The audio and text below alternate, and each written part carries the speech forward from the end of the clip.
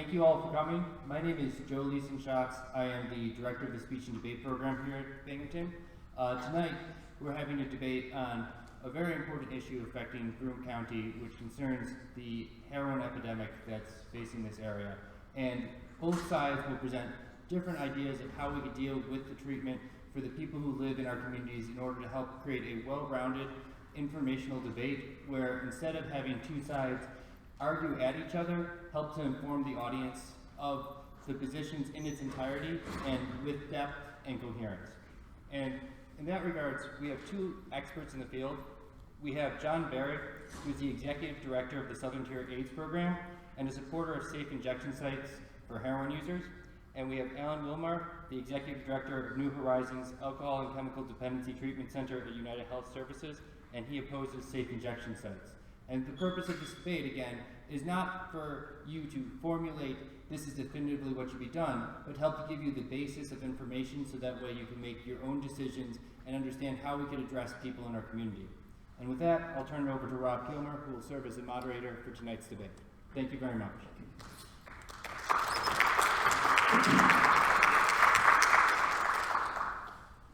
Good evening and welcome to this You Defend It debate.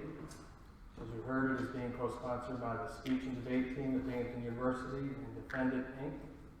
My name is Rob Kilmer. I'm the founder of Defend It, Inc. and will be moderating this debate.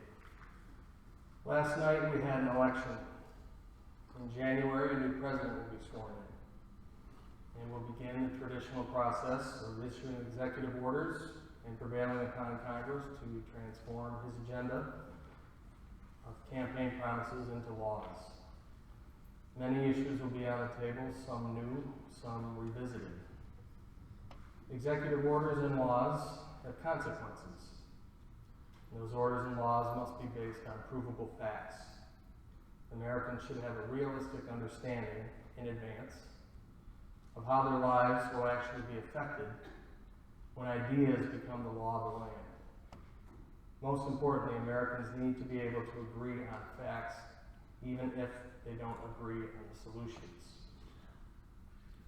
That is step one in getting back to a place where we, as a nation, are able to actually talk through and think through solutions to important issues about which we disagree. You Defend It debates are different from other debates, both in purpose and in format.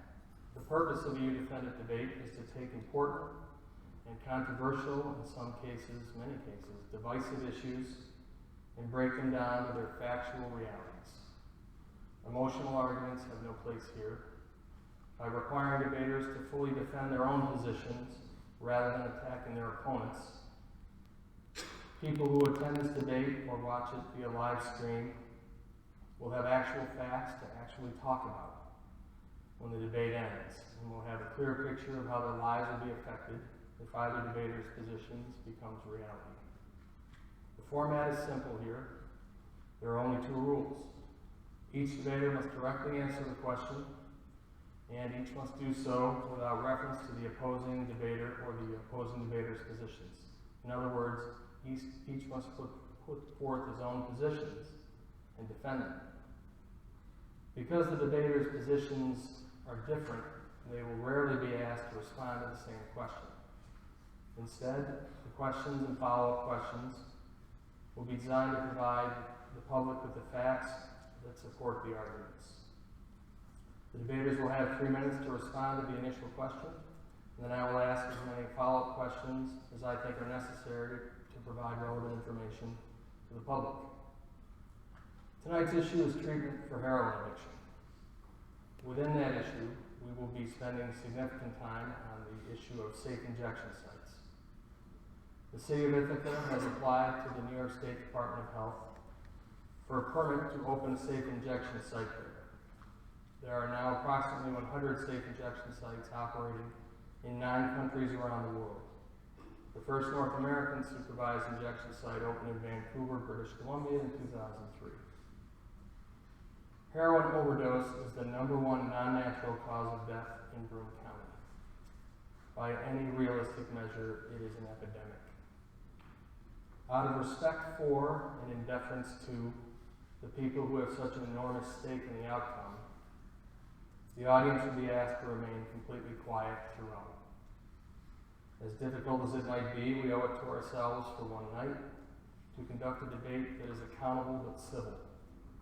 For my part, I promise to moderate a debate worthy of the issue itself and worthy of the people whose lives have been affected by this issue and will be affected by the outcome of this debate. So let's get on with it. Both debaters tonight care deeply about and have dedicated their professional lives to people suffering with addiction. Tonight's first question is for John Barrett.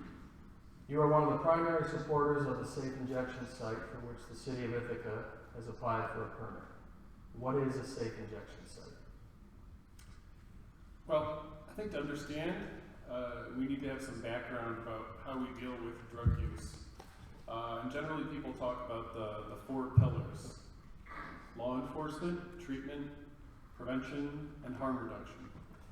Safer injection facilities are a harm reduction intervention. I don't know if that language is foreign to some people, so I'll read you a definition of what harm reduction is. Harm reduction is a set of practical strategies and ideas aimed at reducing the negative consequences associated with drug use. Harm reduction is also a movement for social justice, built on a belief in and respect for the rights of people who use drugs. Or as I like to shorthand it sometimes to people, we are trying to keep people alive long enough to quit. So a safer injection facility, in a very real sense, is of course a place where people can bring in illicit substances and they can inject them under medical supervision. But there is so much more to it. There's medical care provided. We assure that the injection equipment is disposed of properly. In Ithaca, we have shower and laundry facilities. We provide assistance with basic needs like housing. We certainly refer many, many people to treatment, and we are a support for people, again, until the time that they can lessen their drug use or stop it completely. So ultimately, the goal of a safer injection facility is the same as our friends in the treatment field. Okay. Next question is for Alan Wilmarth. There were 58 opioid overdose deaths in Broome County through August of 2016. You cannot be satisfied with the treatment options for opioid dependence. What treatment options would you add? Well, I think, as John said, sometimes we have to have background to answer a question. So I'd like to start by backing up a little bit. And one of the things I think it's important for people to understand is that we have very limited options when it really comes to the actual treatment of substance use disorders. As a country, as a nation, we've talked for decades about achieving parity in access to treatment and insurance coverage for people who suffer from both mental health and substance use disorders, and yet we still do not have that. The rules that are applied to accessing existing treatment services are very different for people suffering from substance use disorders than they are for people who have cancer, or people who have asthma, or people who have diabetes. And so that leads me to believe, and to continue to hold the belief, that as a society, we still fail to view substance use disorders as a primary, chronic, progressive disease that is relapsing in nature, and if left untreated or if unsuccessfully treated, is fatal in most cases. So as far as additional treatments that I think ought to be offered, I think there should be far greater access to research dollars for the development of medications that can be more effective in impacting the level of craving that people have. For an individual who has stopped using a substance on which they are physically dependent, they physically don't feel good and their brain has been changed to cause them to have a continual drive to relieve that pain and relieve that symptom. And the way they get that is through return to use. And yet we have very few medications that have really been put on the market for treatment of substance use disorders. We have methadone, which has been around a long time. We have buprenorphine, which was available in Europe for a very long time before it got approved in this country. We have Rivia for cravings for alcohol. We have Antabuse that makes people sick if they drink alcohol. We have Vivitrol, which can block opioid effect in the body. But really, beyond that, we don't have a lot of medications that are effective for the medical management of the physiological symptoms that people have when they stop using. So I think we have to do some research and develop medications that can be helpful. I also think access to longer periods of treatment is essential. In working with most managed care companies in the inpatient side, we're lucky to get 10 to 14 days of inpatient treatment. People aren't even through the acuity of withdrawal that they feel when they first stop using at that point in time. Fortunately here, starting in January, we'll have 14 days for people who have an opioid use disorder. That's a step forward, but we need to have access to longer term residential treatment, more intensive outpatient treatment, and safe housing for people who are in recovery. How much longer? From my perspective, rather than this 10 to 14 days that we currently get, I believe for inpatient treatment to be effective, it has to be, the acute phase could probably be close to a month.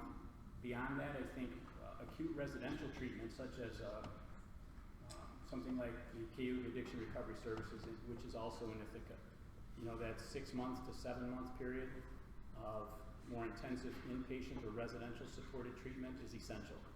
And if we can't access that level of duration to inpatient or residential treatment, many of people will continue to relapse. John Barrett, the safe injection site being proposed for Ithaca would function similarly to the site in Vancouver, British Columbia. Is that a fair assessment of what you envision with respect to the safe injection site in Ithaca?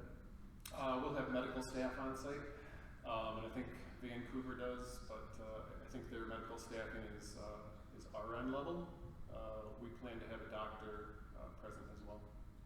And so that people understand safe injection sites completely, it is a place where people can bring in heroin and inject it there, correct? That is correct. And People are also entertaining the idea of safer consumption facilities so that other drugs could be used in these spaces as well. What other drugs?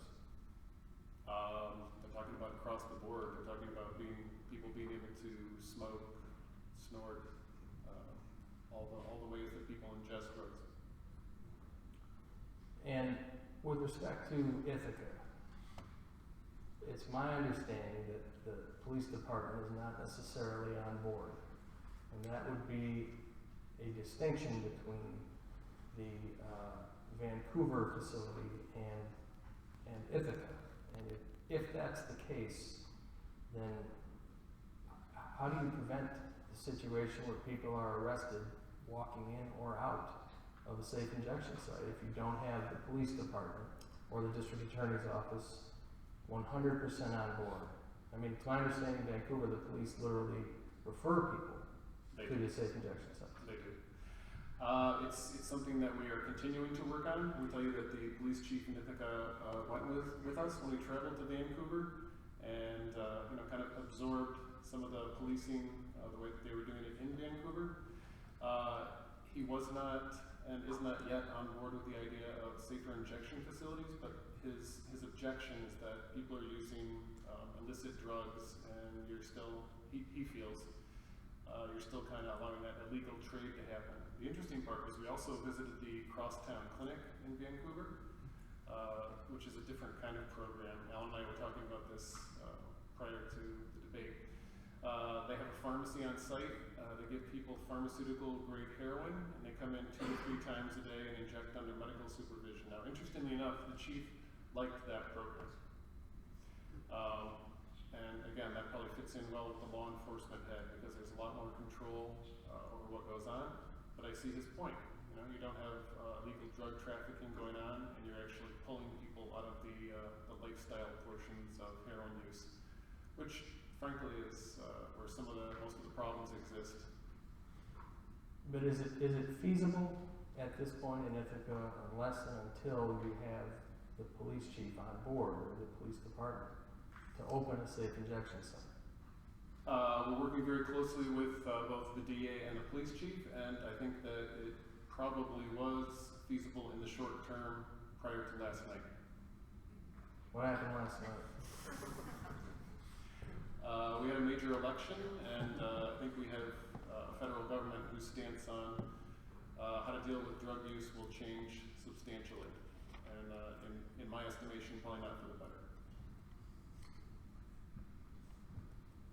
Alan, do you believe that successful treatment is possible for a person who is addicted to heroin but not ready to accept treatment? Yes, I do. I think there are times when, and again, this comes back to my concern about how we view the illness of substance use disorders. We don't stop, for example, treating diabetes because someone has a problem with compulsive overeating. We continue to treat that chronic illness. We may treat it more aggressively. I think we have proven models in the country that we sometimes don't use as well as we could. Treatment courts are an example. We travel around the country, and I've had the privilege of doing that with the federal planning teams for Broome County. People who were involved in treatment courts around the United States with a mandated time of 2 years in treatment, many of whom were not ready to say they wanted recovery. They just wanted to avoid a consequence, and that's all that needed to happen for them to get into treatment court. 2 years later, you see them walk out the door with a job, having made some level of restitution for what their crime was, re-engaging with families, re-engaging with loved ones in their lives. So I do think that given a level of intervention when it's appropriate to get somebody, for lack of a better term, mandated to treatment, if the treatment is long enough in duration and continues to wrap support around the person, not just try to assign judgment and treat it as an illness, people absolutely do recover from this disease even when they came in to treatment reluctantly. So would it be accurate to say that you believe that court-ordered treatment would be more likely to be effective if it were longer?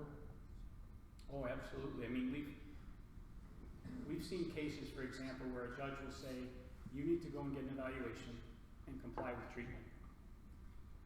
They come and get an evaluation, it's clear we believe they need inpatient treatment. They're recommended inpatient treatment, and the managed care company says, well, it's court ordered, but we don't think it's clinically indicated, and therefore, unless there's a duration, they'll cut it off in 4 or 5 or 10 days. When we have judges that write an order for a specific number of days and force the Medicaid managed care company to pay for it, then people stay in treatment longer, and we have a much higher success rate at connecting them to the next level of care. We know that right now, people who complete inpatient treatment, who have an average length of stay of 14 days, connect to their outpatient level of care and are retained in that treatment for more than 30 days at a rate higher than 72% in Broome County. That's very good performance compared to the state. We also know that people who are in treatment for less than 7 days show up at less than 30% to their outpatient provider. And so there's clearly a direct correlation between the length of time somebody has to stabilize in inpatient treatment and the likelihood that they'll be able to successfully engage and remain actively involved in outpatient follow-up. Okay. This question came in from the audience, and John, this would be for you. What is the minimum age for a safe injection site? The minimum age of someone who can use the facility? Yes. The minimum age for syringe exchange programs is 17, but I suspect for this intervention it might be 18. And the reason I say that is because it would probably be, when it was opened, it would probably happen under a research protocol or some kind of special waiver from the Department of Health. So I would think 18 years old. Okay.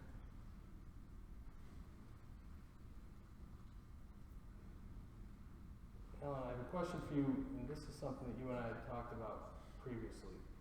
Do you believe in civil confinement in order to keep somebody in treatment long enough, or in a facility long enough where you believe that treatment will be successful?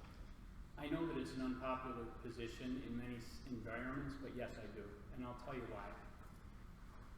We see people come through the emergency departments in both of our hospitals, time after time, who've been found overdosed in the community and have been administered Narcan. They're transported to the hospital. They're awake, they're alert. We have no ability to engage them in treatment or to hold them for a period of time, and they're allowed to leave the hospital. When I talk with some of our local police agencies, they say, sometimes we have administered Narcan to the same individual 3 or 4 times in 1 week. Why can't you keep them in treatment? We have no ability to do so.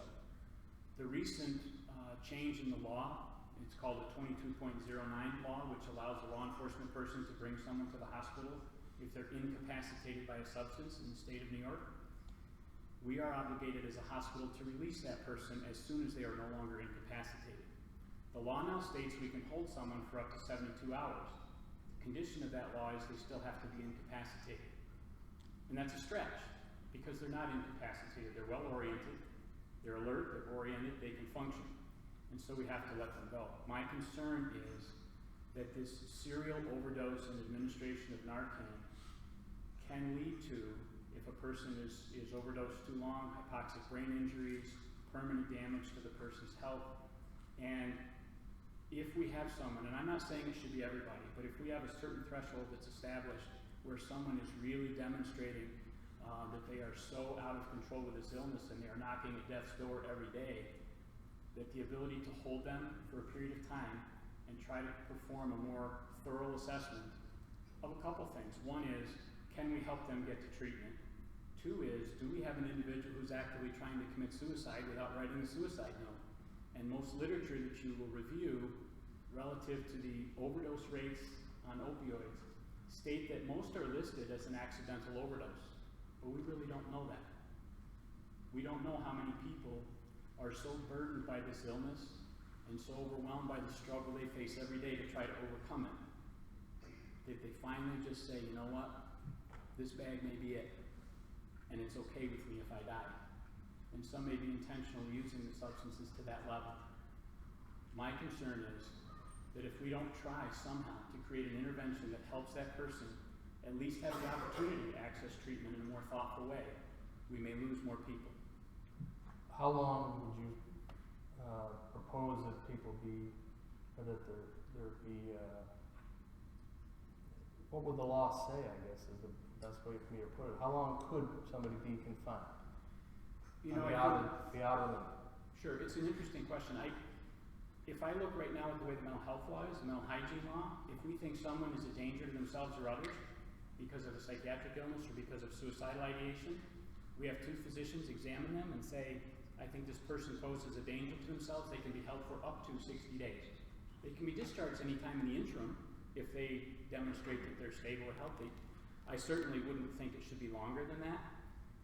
I do think it's something that should be discussed. I think it should be discussed as a collaborative view between harm reduction, prevention, treatment, and law enforcement to say, and OMH and OASIS both, through their legal counsel, to say, is there a way to provide this intervention without violating civil rights, but trying to ensure the safety of the individual? And I don't know what the time should be. I do think, though, that just treating someone with Narcan and letting them walk back out the door day after day after day poses a greater risk to their life and safety. And I would like to see us have the ability to hold them for a period of time, clear them, and try to help them engage in services. What do you think of that? I'm not a fan of it. Treatment has its own set of problems.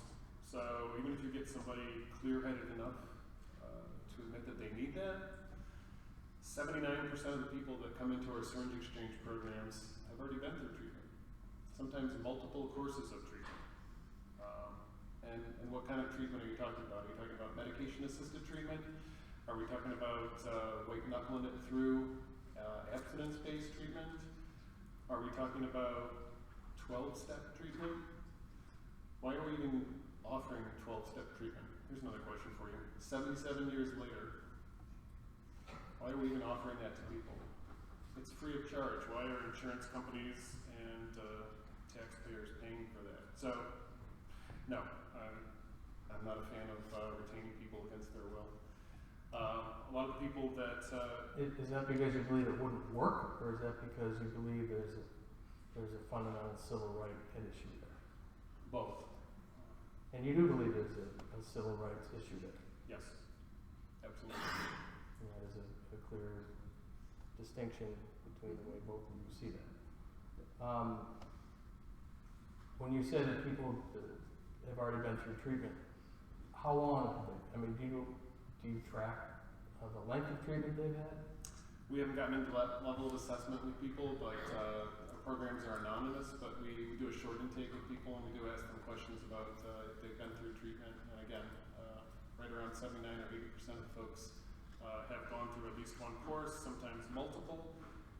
If you look at the literature, it's not unusual for anywhere from 3 to 7 courses of treatment for people before they're able to abstain from drug use. So we're fans of treatment. We send people to treatment all the time. I don't think it's the cure-all that it's purported to be. And I know your thoughts on that in a minute, and I'll get to that in a minute, but I want to ask some specific questions about safe injection sites. I think when people hear it for the first time, they have questions, and I'm hoping that I can give voice to some of them. Somebody comes into a safe injection site, how do you validate or verify what they're on when they get there? Or if they're on something when they get there? How do you know? Our staff are pretty adept, believe it or not, at doing an assessment of someone and seeing where they are. If they're actively nodding out, I mean, it's pretty easy to look at somebody and do a physical assessment. You look at their eyes and how they're carrying themselves. I'm sure Alan would tell you the same thing. That it's not difficult to tell if someone is very high when they're talking to you. If someone is very high, do you let them shoot up anyway in a safe injection site? We would probably advise against that. Would you stop them? Yes. But we would have the medical staff involved. If people come in and they're obviously bringing their own drugs, do you test the drugs that they're taking to make sure that it's not carfentanil laced or fentanyl laced, that it's just heroin? But I mean, certainly in the era now of fentanyl and carfentanil, we're looking at an order of magnitude of up to 10,000 times the potency of morphine. Yes. And do you test or do you envision testing the drugs before they take them? I don't know that the technology is there yet to test for some of those agents. I think it will be in the near future. There's certainly people that are working on it. But will that be a component of the program if it was to open today? No, unfortunately, I don't think it would be. The response would be essentially Narcan. Or oxygen. A lot of people that overdose, we had a discussion with the Australian program, and the physician there said that they actually very rarely use Narcan, because usually oxygen and medical support usually gets most people through to the other side of an overdose. And ordinarily the overdose, it's a respiratory depression, correct? Yes. Okay.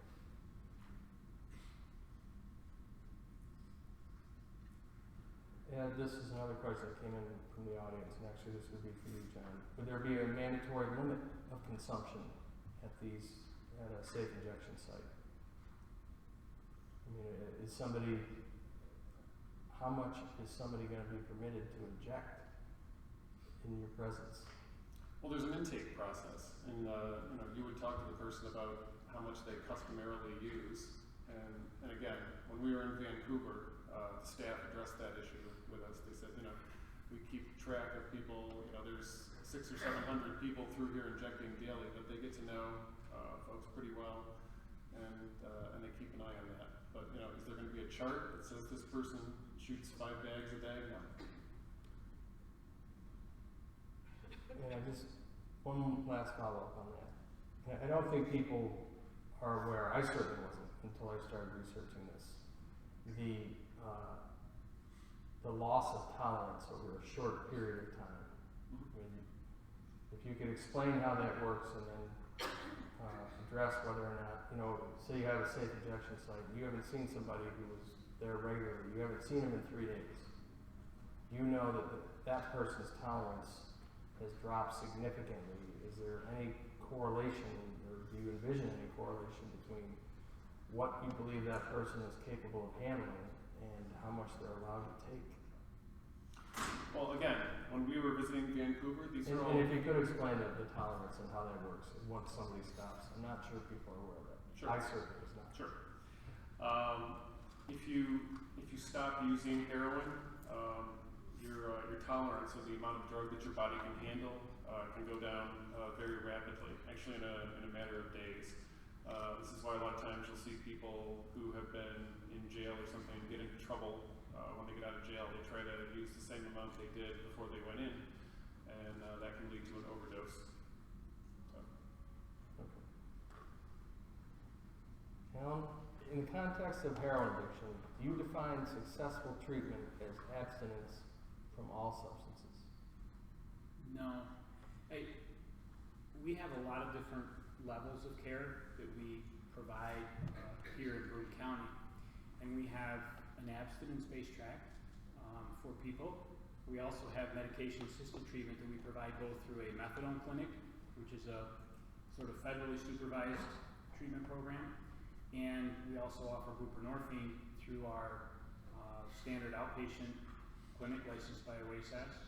And we also have begun now to offer Vivitrol injections to inmates who are being released from jail, kind of trying to get at what John was just describing, that the counseling that's now being funded to be in the jail through OASAS, which is the Office of Alcohol and Substance Abuse Services, allows people now to elect to receive an injection of a drug called Vivitrol, which is long-acting naloxone, so that when they leave, if they do use an opioid, it will block the effect of that opioid in their body.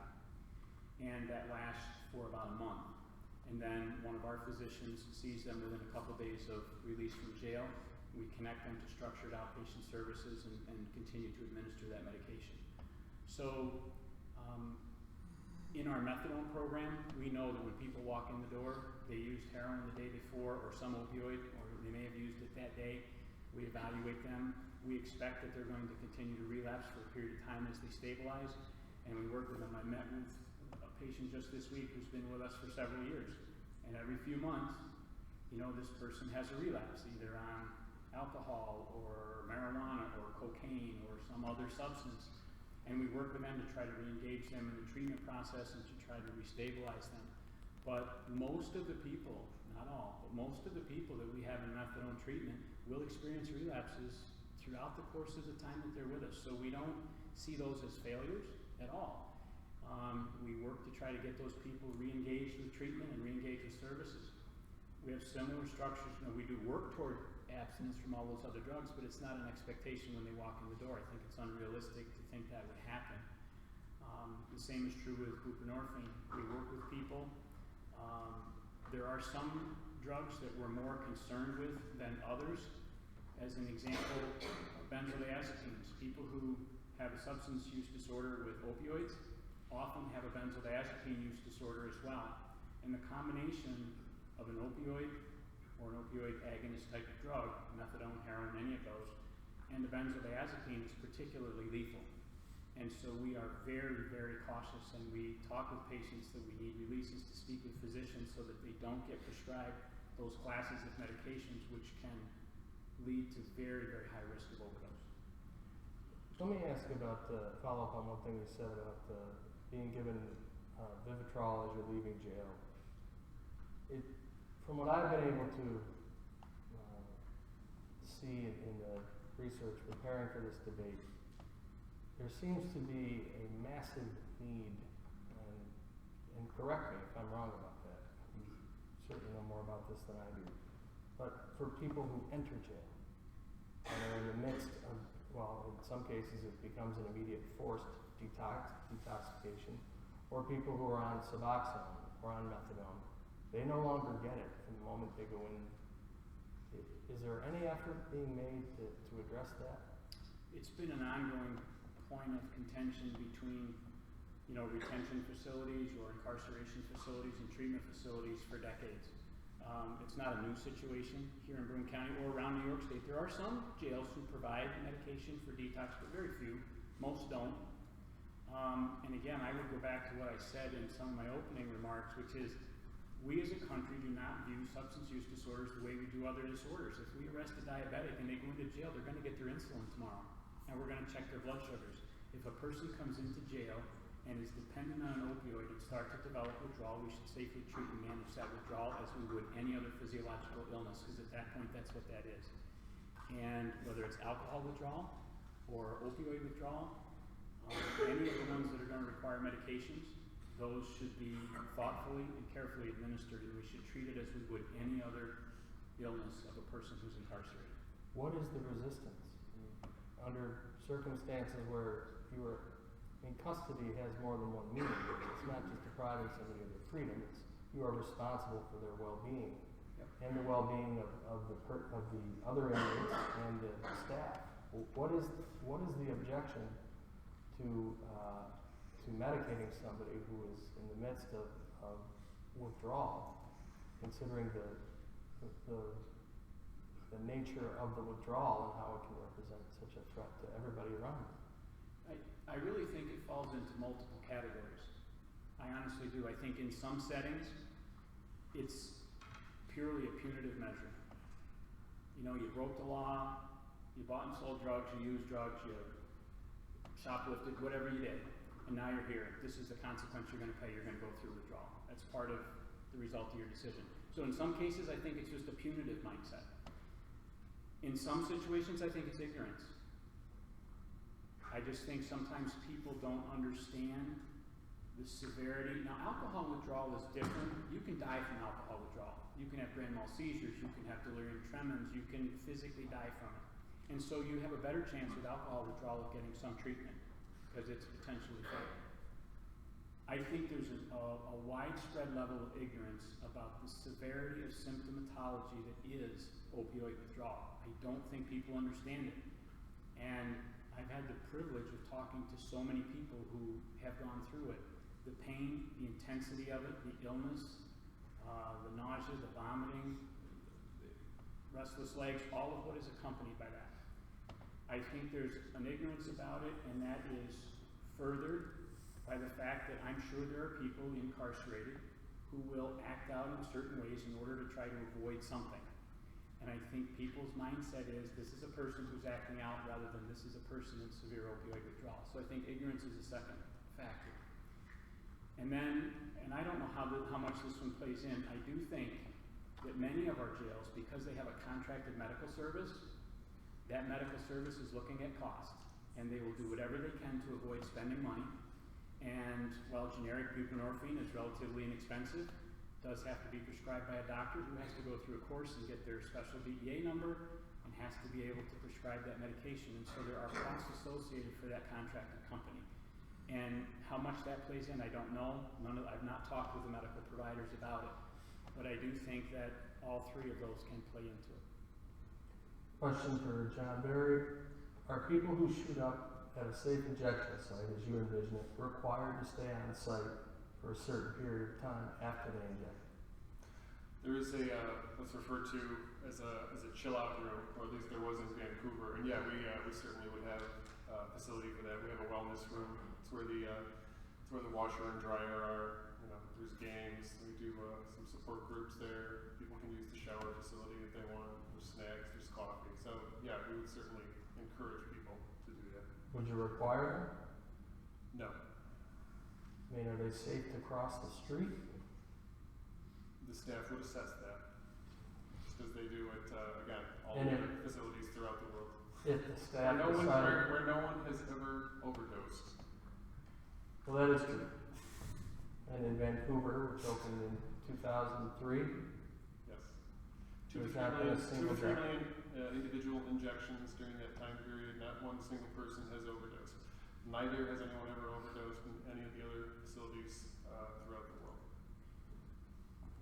Rob, is it appropriate to have a clarification? I know we can't crosstalk, but well, overdosed or died? I think that's Died. the distinction. Right.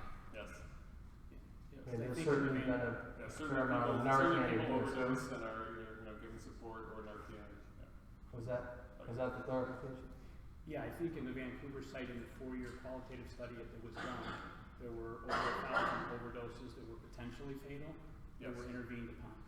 But no one died, but there were over 1,000 overdoses in the facility. And let me ask you this, John. Is it accurate to say that you believe that complete abstinence is not necessary? There is not the standard by which you would gauge successful treatment? That is accurate. We prefer to look at people's level of functioning And again, I think Alan would back me up on this, that, people who are using Suboxone or methadone, or for that matter, insulin or antidepressants are on drugs. But many of those people are very, very functional. So that's where we prefer to set the bar, is level of day-to-day functioning. Is it your experience that people can use small amounts of heroin and function? It is my experience that we've done some research actually in several rural counties, and some of the people that came in and surveyed with us, they would what they call CHIP, which means just occasional use here and there. One lady in particular sticks in my mind.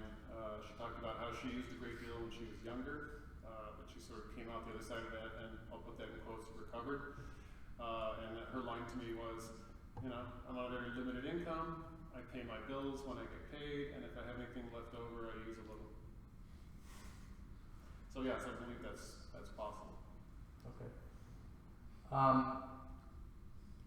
As far as safe injection site funding, and this is a question from the audience, who would fund it? In the other countries where they exist, they are government-funded entities. And I think that would probably be the scenario here as well. But again, I want to stress something. The state of New York put out a report last year in 2015 about the number of ER visits, hospitalizations, all these sorts of things. And statewide in New York, opioid-related ER visits, if you could eliminate all of those, you could save $11 million. If you could keep people who are hospitalized for opioid or heroin-related reasons out the hospital entirely, and you costed that out at one night of admission, that would be $33 million saved. So there's a lot of money to be recouped in taking care of these folks in the community. Alan, do you believe that somebody that there is such thing as a functioning heroin addict? I really haven't seen one. I've only been in this field for 35 years. But I haven't seen somebody who's actively using and functioning well. I have seen lots of people who are on medication-assisted treatment and are functioning extremely well. We have a lot of folks on buprenorphine who are very gainfully employed, fully employed, and very functional. We have people on the methadone program the same way. So I do think with medication-assisted treatment it can be successful. But I have not met a person who's actively using heroin and is functioning in their life. Okay. And I want to get back to on the safe injection site, as far as who assumes the risk of something going wrong there. I mean, if somebody leaves the site and is either, do you verify whether or not they've driven there or how they got there? I mean, if somebody leaves that site and is involved in something that creates liability, it's really not as if that person can sign a waiver. I mean, they lack capacity to sign a waiver when they're at the safe injection site. Certainly after they've used the heroin, most likely before. I mean, how is the public protected from the liability created by the nature of what occurs at a safe injection site? Well, I can tell you one thing is that looking at the people who use our syringe exchange program, frankly, the majority of them don't drive. Many of them are homeless, but those who are not in that situation usually don't have transportation. They'll live right in town, walk, and use buses and those sorts of things. Those are all issues, I suppose, to be hashed through with our insurer, and they're already covering the syringe exchange program, and they don't feel squeamish about that. And they've trusted us so far, and there have been no lawsuits. And I can't believe, frankly, that this would be too much different. I have to tell you the truth. And this is a question from the audience, and I'm obviously asking, sort of testing the way in which a safe injection site would work, but with respect to whether or not it works, as far as reducing not just mortality or death by heroin overdose at the safe injection site where that has not occurred. In Vancouver, there has been a drop within a 500-meter area. Is that correct? Yeah, 35% reduction in overdose deaths. And by your standard, that's a success. Is that accurate to say? I don't mean 35 as opposed to 45. I mean keeping 35% more people alive until they can get treated. Yes, I would call that a success.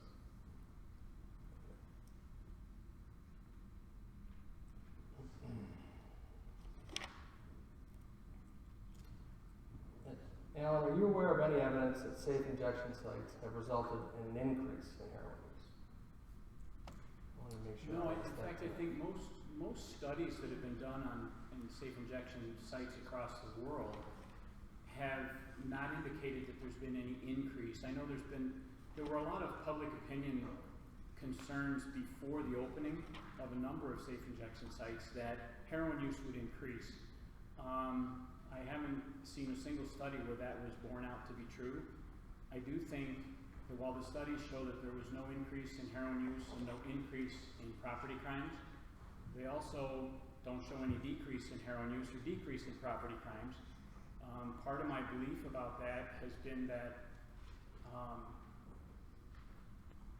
people are still required to bring in illicitly obtained drugs to use, and so they still have to procure them by some illicit means in most cases. So it hasn't really reduced the property crimes, it hasn't reduced the level of heroin use. I do think it has, in some cases, reduced the number of fatalities because people are using it in a safer setting. I think there are some studies though also that show that people who are given methadone in an observed setting as a harm reduction model and are not held to other treatment standards but have methadone different than we can do it in New York State have seen far less use of heroin and a reduction in property crimes associated with them. So I think that methadone, if you're going to have a safe site, if you have a site for methadone to be dispensed, that has been shown to reduce both the legal problems and the use of heroin, illicit heroin, and it has reduced the level of overdoses. Even the non-fatal ones are significantly reduced with methadone as compared to a safe injection site where they're using an illicit drug. And let me ask you this, because this is something that came up when you and I spoke preparing for this. Mm-hmm. You made the comment to me that rehab is an artificial environment. Mm-hmm. What do you mean by that? There's no way that you can create for a person in an inpatient rehabilitation setting the stressors, the incredible pressure that their life has around them when they leave. John mentioned that a lot of the folks that they see in their syringe exchange are homeless. A lot of the people we see come to treatment are in that same boat. And there's no way that rehab, where you're getting fed 3 times a day, somebody wakes you up, somebody cares for you during the day, if you have a medical problem, a provider sees you, where you have access to those services. Once that person's done with that and we send them back out into the world, especially in short term, they have not developed a set of skills to live with that level of stress. And so I think it's an environment that is created to be therapeutic, to try to teach people new coping skills, but it's not the life that, it doesn't replicate the life they came from, and it doesn't replicate the life they're going back to. And that's why I believe firmly in an acute inpatient followed by halfway house or long-term residential service that allows a person to transition back to the community. And long-term outpatient treatment for me, sometimes extending well in excess of a year, and if they're on medication treatment, maybe many years, affords a person the opportunity to develop the skills they need to live safely and healthy in the community, surrounded by the stressors that are in fact a part of their lives. I think one of the flaws in many of the approaches we've taken to this illness is that there is no medication in the world that will fix a person's life. There isn't. We do have some medications that will help alleviate the severity of some of the symptoms that people feel as a result of this illness, but it doesn't fix the illness and it doesn't fix their life. And that's where I think treatment coupled with medications can be so much more effective. and especially if we have the ability to provide it over longer periods of time, to afford someone the opportunity to develop those skills and to practice them and to feel far more confident.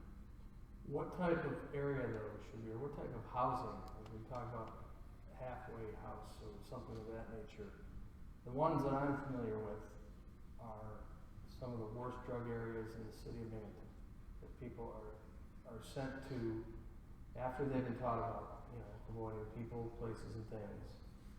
They are sent directly to the area where the people and the places and the things that they are living within. I don't disagree with that. I mean, we work closely with Fairview Recovery Services, which is up on the hill, and they're out of that area. But people have to walk through a part of that area to get into any services they're accessing. I do believe that, just like with many of our mental health group homes, they're in depressed areas because the funding to provide them is very limited, and the reimbursement that providers get is very low, and they get facilities where they can. We also work, if you look at the Volunteers of America, any of those shelters that we have in our community, people work very, very hard to provide the very best service they can within the limited resource structure that they are offered to operate. And that's an unfortunate reality for both mental health and substance use disorder patients. John Murray, have you approached Broome County to seek a permit for a safe injection site? Have I approached Broome County? Yes. No, I have not. Well, we had an election yesterday, We had several. but locally, at the county level, is that something you will now be looking to do? Not imminently. We're putting most of our resources and our efforts at this point into the Ithaca community. Again, because we already have, we have a syringe exchange program here too. But the one in Ithaca has a lot more additional resources in terms of, we've already got medical people on staff there. We've got additional space with shower and laundry facilities, as I said. So that's probably, when we choose to pursue it, that's where it'll be happening. And with respect to the Ithaca site, where would that be in Ithaca specifically? You had sent me an article and I read it, and it seemed to indicate that in order for a safe injection site to be truly effective, it needs to be where people are using heroin. And that's, where there's the largest concentration of people using heroin. Sure. Where is that at? And our office where we have the syringe exchange is on 314 West State Street. It's right downtown, right off the end, one of the ends of the Commons. Do local businesses, are they fighting this? Actually, the feedback that we've gotten from local businesses, and I'm glad you asked that question, has been mostly positive, and that's because they keep finding people in their bathrooms injecting, and they keep finding used injection equipment in their bathrooms. Okay. So, and they see how we could help with that. Would there be a limit on how many times per day somebody could visit a safe injection site? I do not believe there would be a limit, but we know from Vancouver that they generally don't see people any more than 3 to 4 times per day. And what is the mental health treatment that's available or offered at a safe injection site as you envision it? Well, in Vancouver they have detox right on site, and they have mental health services, but I'm sure you can appreciate that a socialized healthcare system is a little bit easier to navigate when it comes to things like reimbursement and new programs and that sort of business. We were just having a discussion about this recently about how we would probably need to have a psychiatric nurse practitioner come in to backstop some therapists who would probably be MSW level people, and that was certainly going to be a necessary service there. We know that a lot of the folks that we see have had histories of trauma. That's not a surprise to anybody in substance use treatment. So that mental health is in the equation. So yeah, that would be a piece of the program that would have to be developed, no doubt about it. So my last question for you: has the Vancouver facility achieved a higher level of treatment, moving people to abstinence, than something other than a safe injection site? The research that I have read only talks about people with uptake of treatment and completion of treatment. And what they found was that there was a higher rate of people completing treatment than people who had not come to insight. And that's why one of the reasons that I'm not a fan of compulsory treatment. I think it's much more successful when people come to it in their own time and for their own reasons. And are they moved along in that process? I mean, is it purely up to them, or is there an effort made in Vancouver, to educate people to get away from that?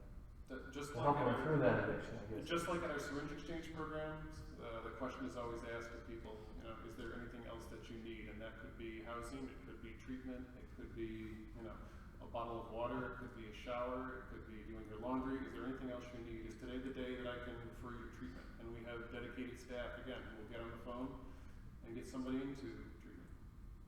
So, yeah, and I know they do the same thing there. And again, they have a detox right upstairs in their facility.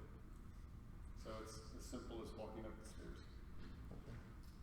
The other thing that the Canadian system and also the German system does a lot better than we do here is they incorporate housing into all these programs.